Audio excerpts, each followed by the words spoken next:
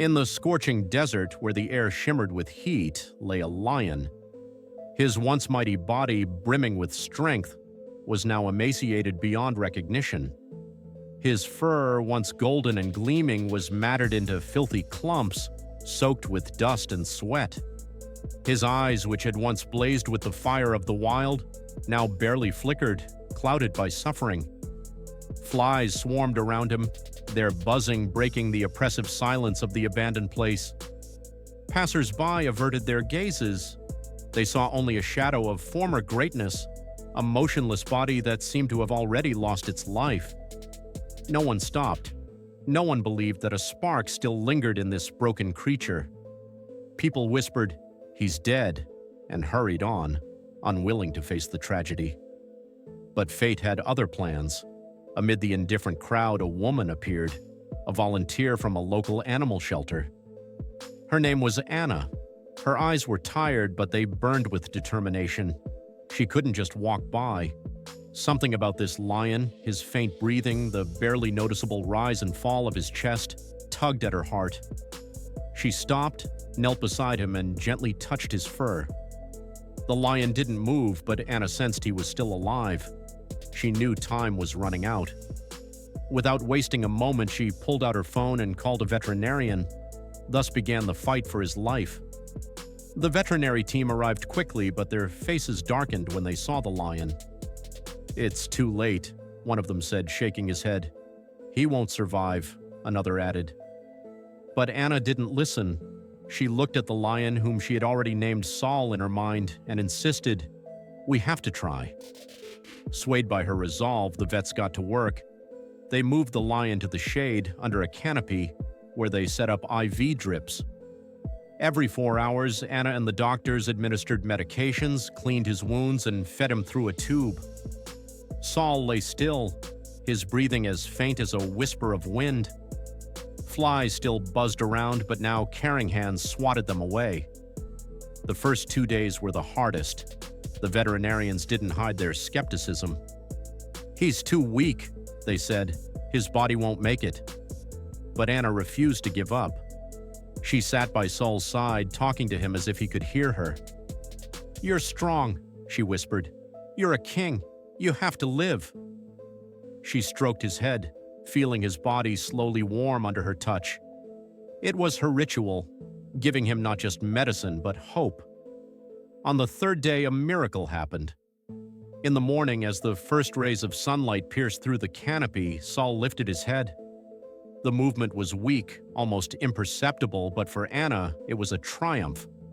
She shouted with joy, drawing startled looks from the vets. "He's alive! He's fighting!" she repeated, unable to hold back her tears. The veterinarians exchanged glances, their skepticism beginning to fade. Saul, as if sensing their doubts, let out a faint rasp, the first sound they'd heard from him. From that moment, the long road to recovery began. Anna and the veterinary team worked tirelessly. They devised a strict treatment plan: antibiotic injections, vitamins, and nutritional supplements. Every night, a volunteer stayed by Saul's side, monitoring his condition. Sometimes he opened his eyes and looked at them, and in his gaze, Anna saw a spark, faint but unyielding. She knew he wanted to live. After 2 weeks, Saul began trying to stand. His legs trembled, and he fell, but he tried again. Anna supported him, placing soft blankets to cushion his falls. The veterinarians, who had initially doubted his chances, now watched his progress with awe. "It's incredible," said the head vet, an older man named Victor. "I've seen many animals, but this lion, he's special." A month later, Saul took his first step. It was a shaky, uncertain step, but it was a symbol of victory. Anna and the volunteers clapped, laughed, and cried all at once. Saul, as if understanding their joy, turned his head and looked at them. His eyes no longer held emptiness. They burned with fire once more. As time passed, Saul grew stronger. His fur began to recover, regaining its golden hue. His muscles, wasted by starvation, gradually strengthened. He started eating on his own, at first in small portions, then with the voracity of a true predator. Anna brought him meat, and he tore into it with his teeth. reminding everyone that he was still a king. 3 months later, Saul let out his first roar. It wasn't just a sound, it was thunder that echoed through the shelter. The volunteers froze, then erupted into cheers. "He's back!" Anna shouted, hugging everyone around her. That roar became a symbol of hope for all, proof that life could triumph even in the darkest circumstances. But the most poignant moment came when Saul stepped onto the grass for the first time. His paws, still weak but now steady, touched the soft earth. A fresh, cool breeze ruffled his mane. Saul stopped, raised his head, and took a deep breath. In that moment, he was more than a lion. He was the embodiment of strength, resilience, and the will to live. Anna stood nearby, her eyes glistening with tears. She remembered the day she found him, nearly dead under the blazing sun. Back then, no one believed he would survive. Now he stood before her, alive, proud, unconquered. Saul's story spread through the community. People who had once passed him by now came to the shelter to see him. They brought food, money, and offered help. Saul became a symbol of hope, not just for Anna and the volunteers, but for everyone who heard his story. His photos appeared in local newspapers and then online. People shared his journey, inspired by his fight. Anna knew Saul could never return to the wild. His body was too weakened by prolonged starvation and illness, but the shelter created a spacious enclosure for him, with trees, grass, and a small pond. There he could feel as free as possible. Every morning he walked out onto his meadow, lay on the grass, and gazed at the sky. Sometimes he roared, his voice carrying far beyond the shelter, reminding everyone that he was still here, still alive. Anna often sat beside him, watching him enjoy the breeze. She knew her life had changed forever. Saving Saul wasn't just a mission, it was a lesson. A lesson that even in the most hopeless situations, there's room for a miracle. That a single spark of compassion can ignite the flame of life. That even those deemed lost can rise again. Saul's story is not just about saving a lion. It's a story of human kindness, of faith in the impossible, of the strength that lives in each of us. Saul became a legend, but for Anna, he was simply her lion, the one who taught her that it's never too late to fight. And every time the wind tousled his mane, Saul looked to the sky, as if thanking fate for a second chance. Anna, standing beside him, knew they had won together. Dear friend, thank you for watching this video. If you were moved by Saul's story, don't forget to subscribe to the channel and give it a like. Your support helps us share these inspiring stories and continue saving animals. See you soon. A tiny lion cub found himself alone. His mother had vanished, perhaps fallen victim to poachers or killed in a clash with another predator. The cub was wounded, his hind leg was bleeding, and his frail body trembled with pain and fear. He lay pressed against the ground, whimpering softly, unsure of what lay ahead. That day, fate brought him to a man named Amari. That was the name of the old man who lived on the edge of the savannah, far from villages and cities. His home, a modest hut of clay and wood, stood at the foot of a hill surrounded by thorny bushes. Amari was unlike others. He sought neither wealth nor fame. Many years ago, he had left the noisy world behind to find peace in the wild.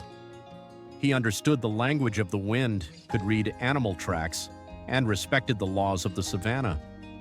The people in the nearest village considered him strange, almost a mythical figure, and rarely disturbed his solitude. Amari found the cub by chance while returning from a hunt. Seeing the tiny creature, he paused. The cub's eyes, filled with fear and pain, met his gaze. Without hesitation, Amari knelt down, gently lifted the cub, and carried him home. He knew saving him would be no easy task. The wound on the leg was deep, and the little beast was exhausted.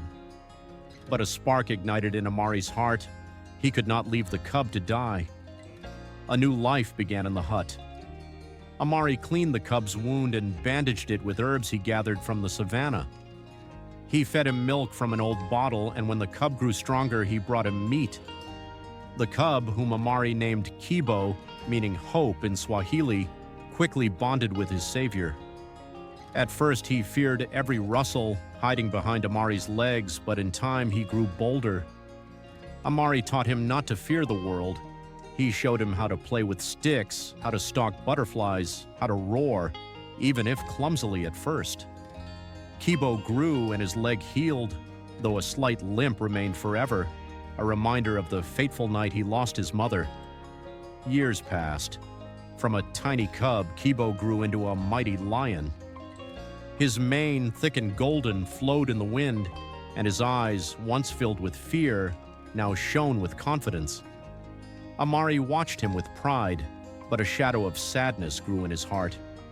He knew Kibo did not belong to the world of humans.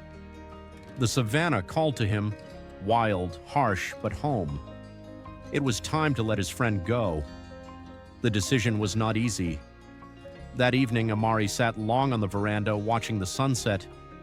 Kibo lay beside him, resting his head on Amari's lap. The old man stroked his mane and spoke softly as if bidding farewell to a son.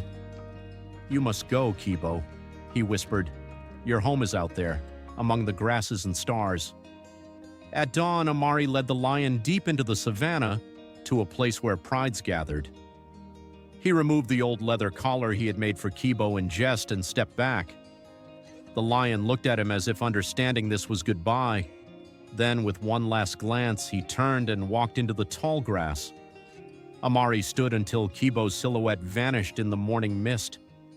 In that moment, he felt a piece of his heart leave with the lion. Amari's life returned to its usual rhythm. He rose with the first rays of the sun, gathered herbs, repaired his hut, and listened to the sounds of the savannah. But his home was quieter now. Sometimes he found Kibo's old toys, a chewed stick or a tattered ball, and smiled, remembering how they used to run around the yard together. The village at the foot of the hill carried on with its own life. People glanced at the old man but greeted him with respect when he came down for supplies. They knew Amari was a man loved by the savannah itself. Years passed. Amari aged.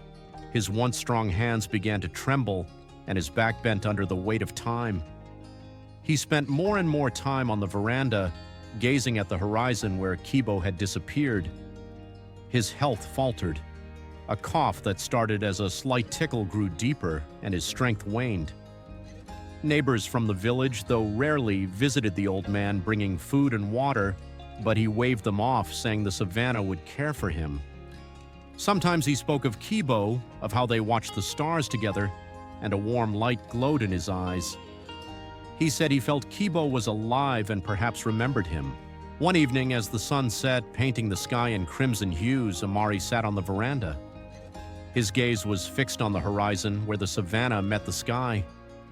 Suddenly, a shadow emerged from behind the trees. At first, it was indistinct, but with each step, it grew clearer. It was a lion, massive, with a mighty mane, limping slightly on his hind leg. Amari froze. His heart trembled. It was Kibo. The lion approached slowly, as if afraid to startle the old man. His eyes, deep and wise, looked straight into Amari's soul.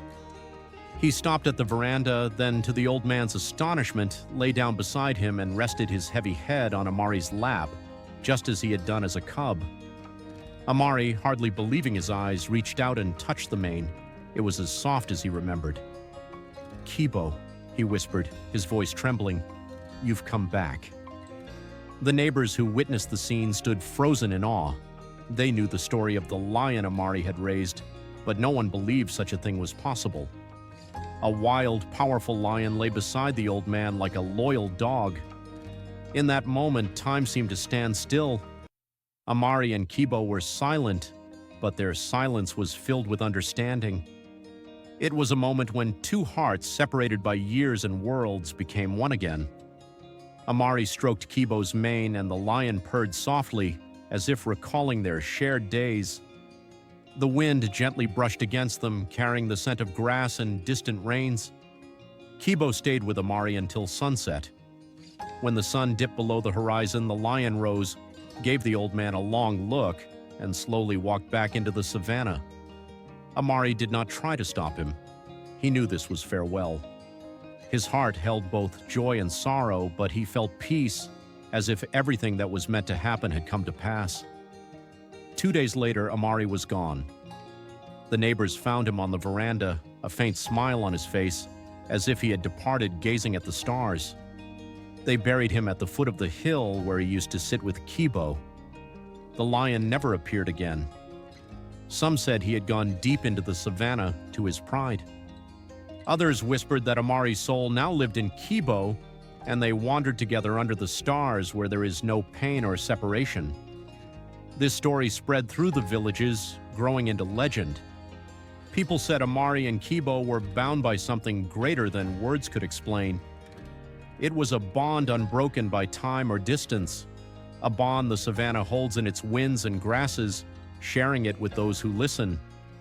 Even today, when the wind rustles through the grass and the stars light up over the savannah, it feels as though somewhere in the shade of the acacias, a man and a lion walk side by side, forever bound.